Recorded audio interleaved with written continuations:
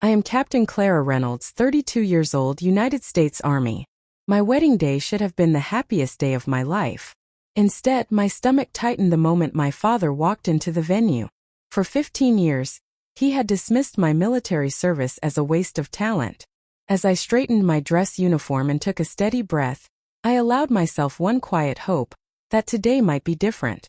I didn't know he would choose this moment to humiliate me. And I never imagined my future husband would defend me in a way that would leave my father completely speechless. Before I tell you what happened, let me know where you're watching from, and subscribe if you've ever had to stand up to family.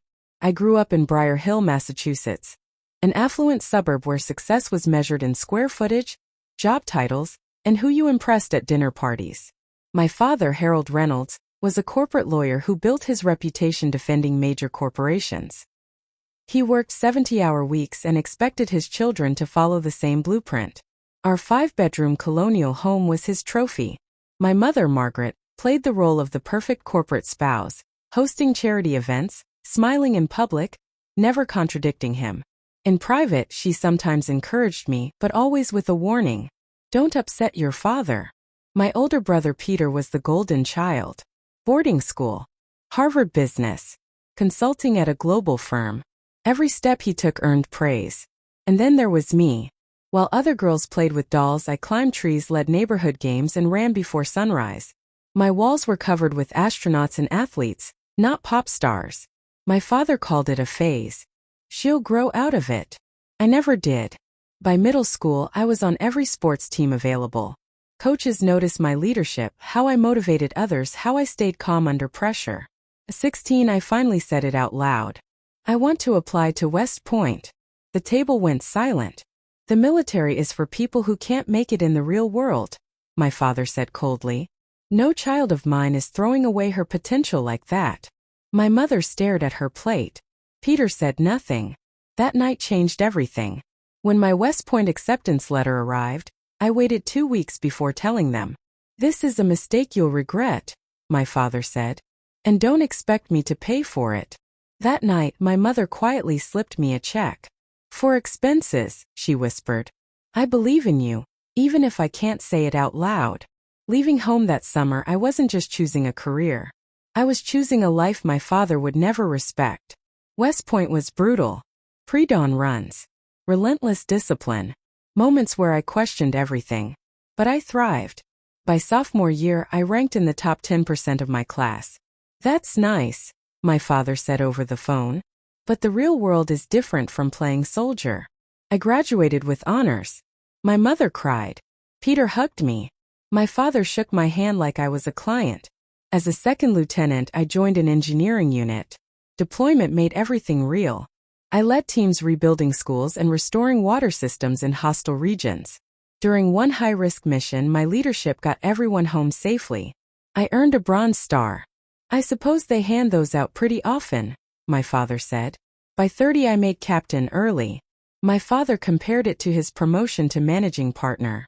At family dinners, he introduced me as my daughter who's still figuring things out in the Army. The lowest moment came when I overheard him telling a colleague both his children worked in finance. I confronted him. You could tell the truth, I said. That I command 64 soldiers and millions in equipment. He stared at me, genuinely confused. Why would anyone choose that? That's when I realized we spoke different languages. Then I met Ethan Walker, a first lieutenant in my unit.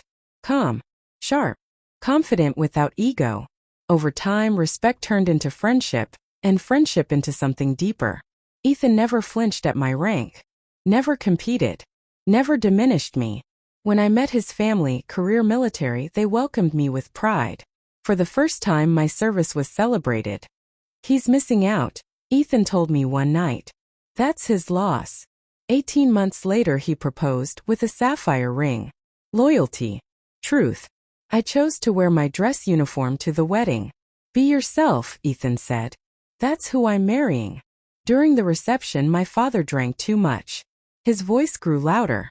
Then, in front of my mentors and fellow officers, he laughed. Don't mind her. She's just army trash, not a real combat officer. The room froze. Before I could speak, Ethan stepped forward. Sir, with respect, that army trash is my commanding officer. My father blinked. Yes, Ethan continued. Captain Clara Reynolds is one of the most respected leaders in our division. Her work has saved lives. For the first time in my life, my father had nothing to say. Moments later, he spilled red wine down his expensive suit and fled the room. My mentors stepped forward. You're one of the finest officers I've served with. My mother apologized through tears.